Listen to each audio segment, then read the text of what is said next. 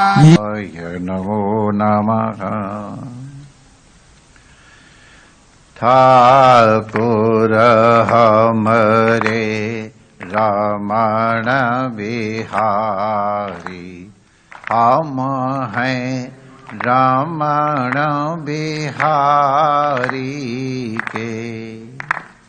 साधु सेवा धर्म हमारा, कामना दुनिया दारी से। कोई भला कहो चाहे बुरा कहो, हम हो चुके रमण बिहारी के। हम हो चुके सद्गुरु प्यारे के। हम हो चुके यमुना मैया के। हम हो चुके रमण बिहारी के। श्री रमण बिहारी लाल की जय। श्री यमुना महारानी की जय। पूज्य सद्गुरुदेव भगवान की जय। सर्व संत हरिभक्तन की जय। आज के आनंद की जय। जय जय श्री राधे श्याम।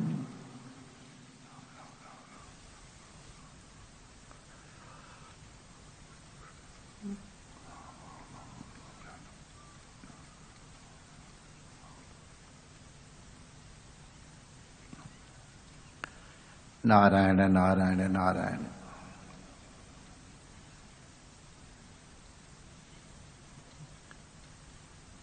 भक्तमती जनाबाई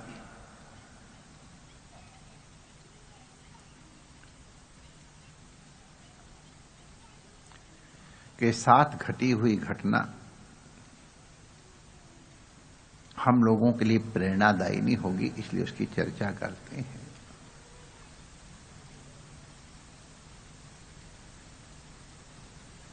जनाबाई संत एकनाथ जी महाराज की कृपा पात्र शिष्या थी। नामदेव जी की शिष्या थी। श्री नामदेव जी बड़े अद्भुत महापुरुष हुए। नामदेव भगवान की शिष्या थी। ये बड़े उच्च वर्ण की नहीं थी और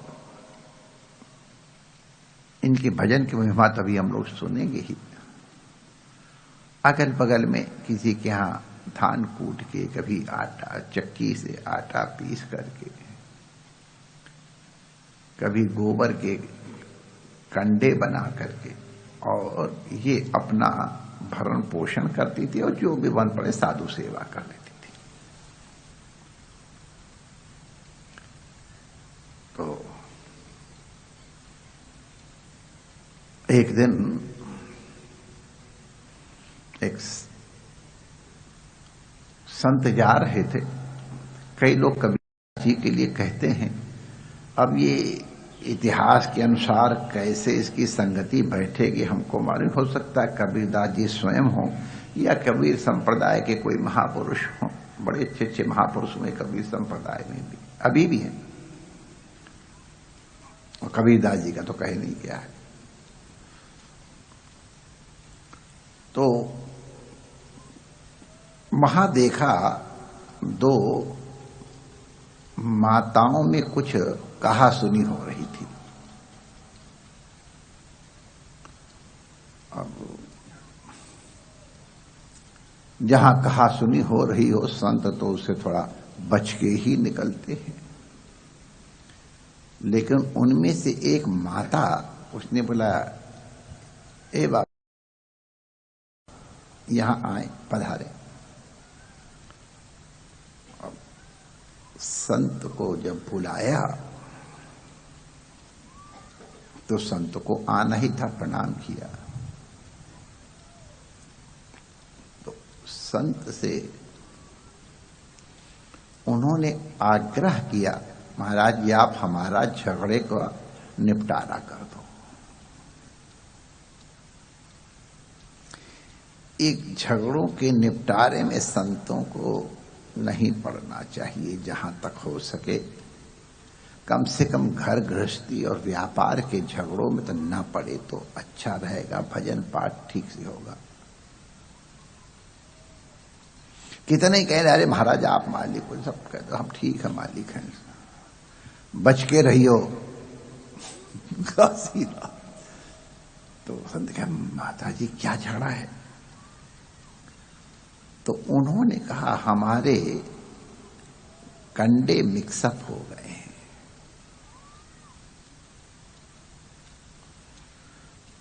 कंडे कहो ऊपड़े कहो, गोबर से बात करके सुखाते हैं, जहां जहां जिस भाषा में जो कहा जाता हो। तो हमारे उपड़े मिक्सअप हो गए हैं और हमारा इनका झगड़ा हो रहा है।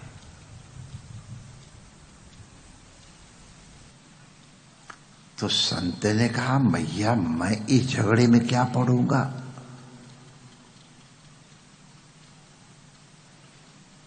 नहीं महाराज आप हमारे झगड़े का निपटारा कर सकते हो। तो माता जी आप कोई अपने अपने कंडों के लक्षण बताओ तो मैं अलग अलग कर दूंगा।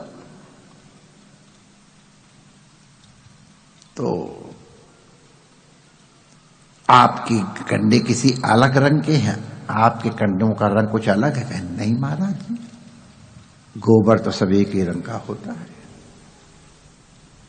कोई अलग साइज कोई अलग शेप। कहे नहीं महाराज ऐसा भी कुछ नहीं है। तो संत ने कहा उसमें कुछ लिखा है अलग, जैसे ईंटों पे लिखा होता है। कहे महाराज ये भी कुछ नहीं है। तो बेचारे संत कहते हैं मैया मैं किस तरह से तुम्हारे कंडे अलग अलग करूं? तो जनाबाई कहती हैं प्रभु आप एक एक उपला उठाओ, जिस उपड़े से विट्ठल विट्ठल की आवाज निकले, कान में लगाते हुए आपको सुनाई पड़े, वो समझ लेना मेरा है। और जिसमें आवाज इस तरह की ना निकले वो मेरा नहीं है। तो संत ऐसे करके मुंह देखते हैं, फिर अपनी सफेद दाढ़ी पे हाथ फेरा, कहते हे भगवान ऊपड़े से विट्ठल विट्ठल की ध्वनि। तो एक ऊपड़ा उठाया कोई ध्वनि नहीं, दो उठाया कोई ध्वनि नहीं, तीसरा ऊपड़ा उठाया तो विट्ठल विट्ठल की आवाज आ रही संत को। संत ऐसे करके उपड़ा देखते हैं, फिर कान पे लगाते हैं। संत को आश्चर्य, विट्ठल की ध्वनि वाले उपड़ा को अलग कर दिया। और कितने उपड़े थे? 13 है? कोई संख्या निश्चित है? निश्चित है कोई संख्या, हमको ध्यान नहीं। हम कोई इतने उपड़े जो हैं वो जनाबाई के थे, जिसमें विट्ठल विट्ठल की आवाज आ रही थी और जिसमें विट्ठल विट्ठल की आवाज नहीं आ रही थी। जनाबाई ने कहा वो मेरे नहीं है, मेरे थापे हुए नहीं, उनको थापना कहते। क्या साधना रही होगी माय डियर। मुंह से तो विट्ठल विट्ठल निकलना मुश्किल होता है, तन से विट्ठल विट्ठल निकलना कठिन होता है, मन से विट्ठल विट्ठल निकलना कठिन होता है। यहां जनाबाई की महिमा है कि वो उसके छुए ही ऊपड़े में से भी विट्ठल विट्ठल की ध्वनि निकल रही। ये कलयुग की घटना है, कुल 400-500 साल पहले की घटना ऐतिहासिक घटना है, चलते फिरते हुए लोगों की घटना है, शिवाजी के काल के आसपास की घटना है, प्रामाणिक है। ये कलयुग में जप की महिमा बहुत है। जपात सिद्धि, जपात सिद्धि, जपात सिद्धि कलौ युगे। कलयुग में सिद्धि माने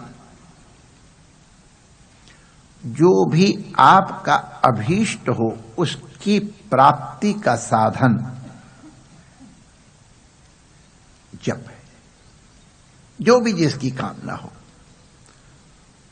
अब बुद्धिमान व्यक्ति तो सद्कामना ही करेगा, ही उच्च कामना करेगा। लेकिन अब रुपया है, उससे कोई असत कर्म करे तो कोई रुपया थोड़ा मना करेगा। और रुपया से भोजन करो या भोजन कराओ, दान करो और सत्कर्म करो, रुपया कुछ कहेगा नहीं। जब करने के विषय में कुछ चीजें ध्यान रखो